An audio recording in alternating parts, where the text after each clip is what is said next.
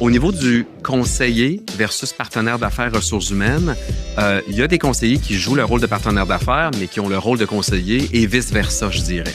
Donc, il ne faut pas s'attacher au titre, mais plutôt au rôle et aussi à la volonté de l'organisation sur ce qu'on veut, en fait, des ressources humaines. Et un et l'autre sont deux métiers différents. Il n'y en a pas un meilleur que l'autre. Puis d'un point de vue même échelle salariale ou des trucs comme ça, j'ai le goût de te dire, ça peut être autant valorisé un que l'autre. Donc, nous, on a des conseillers ressources humaines à l'interne chez Innovaire Solutions qui sont beaucoup au site. Donc, ils vont être vraiment collés sur les employés, qui vont être le point de référence, la personne qu'on va voir lorsqu'on a une question ressources humaines, lorsque le gestionnaire a des fois peut-être un enjeu, mais majoritairement au niveau du service employé directement.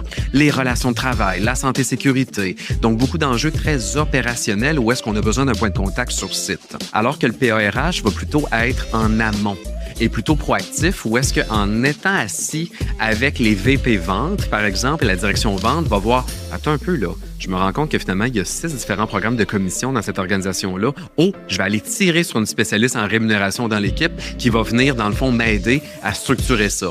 Ah, attends un peu, toi, je vois un enjeu finalement de ce côté-là. Est-ce qu'on aurait besoin peut-être de formation sur peut-être l'intelligence émotionnelle ou sur la communication, la persuasion, la négociation dans le domaine des ventes, par exemple?